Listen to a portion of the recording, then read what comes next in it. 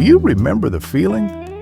That precise moment you slid behind the wheel, the smell of vinyl and gasoline in the air, the heavy thud of a solid steel door closing beside you. We aren't just talking about transportation. We are talking about the golden era of the American automobile. It was a time when cars had souls, when they had quirks, and when they were filled with features that, while perhaps not perfect, hold a special place in our collective memory. Today, we're going to take a gentle drive down memory lane. We're going to revisit those features that used to define our driving experience, features that have slowly faded into history, leaving us with nothing but the stories to tell. Let's start with a feature that was the absolute height of cool. Do you remember the pop-up headlight? For us, these weren't just lights. They were a statement. While they were most commonly found on sleek sports cars, many of us remember when Honda loved to add them to their everyday models, giving even a practical car a touch of sporty flair. There was something so satisfying about flipping that switch and watching those lights flip up from the hood. It was like the car was waking up, opening its eyes to the road ahead, and when we parked, they concealed themselves away, leaving a smooth, aerodynamic line that just looked fast, even when standing still. We know now that these lights actually date back to the 1930s. But for us, they defined the late 20th century. Sadly, as regulations changed and safety issues arose, the sun began to set on this beloved feature. Manufacturers started phasing them out, and by 2004, the wink of the pop-up headlight disappeared altogether. Then there was the 1980s, a time of experimentation and, let's be honest, some confusing innovations. If you bought a compact car in the 80s, especially something like an older Honda Civic or Accord, you intimately know the struggle of the automatic seat belt. Do you recall the sound? That whirring motor as the shoulder belt slid along the track above the door frame? The concept was noble.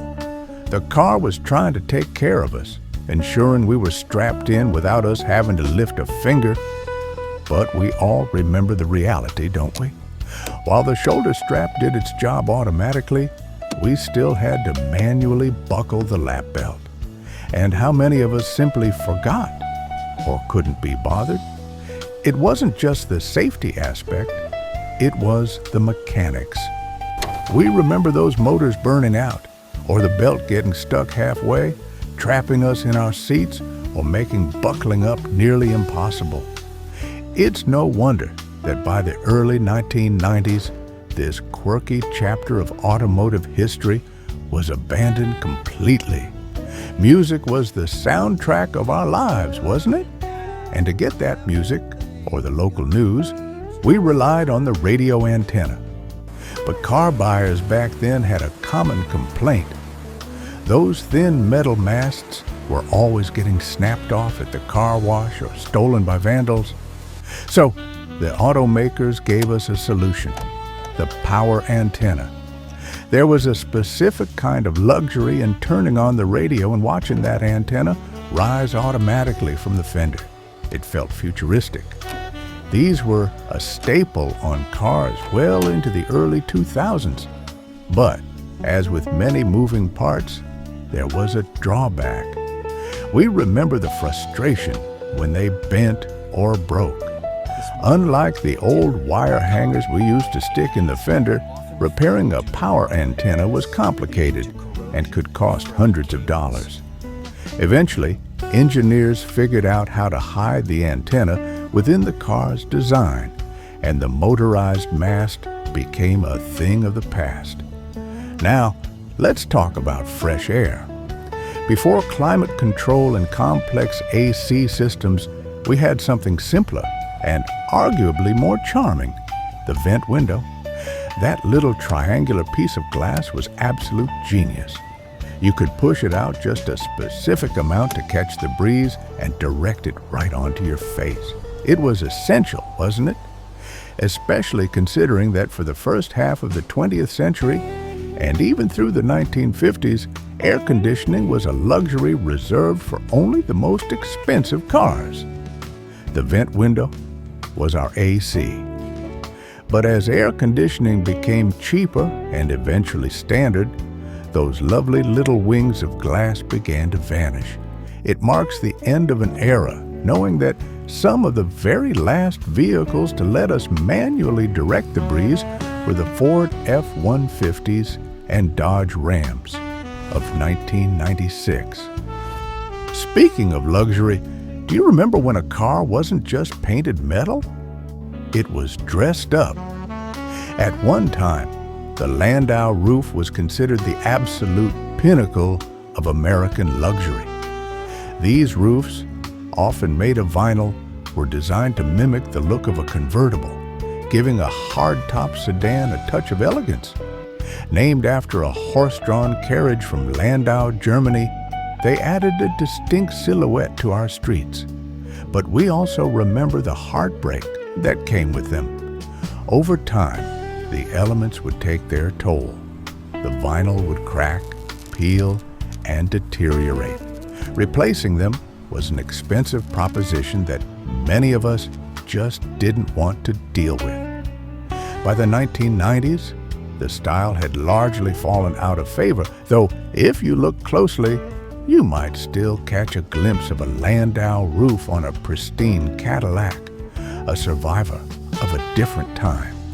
And how could we forget the communication revolution of the 1980s? Long before we had smartphones in our pockets, we had the CB radio. Heavily influenced by movies like Smokey and the Bandit, having a CB radio wasn't just useful, it was cool. Since cell phones were non-existent, this was the only way to have two-way communication between cars. It made caravans and road trips so much more convenient. While it seemed like a fad that died off quickly as cell phones became universally accepted, the spirit of the CB lives on. Enthusiasts, truckers, and emergency responders still keep the channels open, proving that some reliable technologies never truly go out of style. Then there was the open air without the convertible commitment, the T-top roof.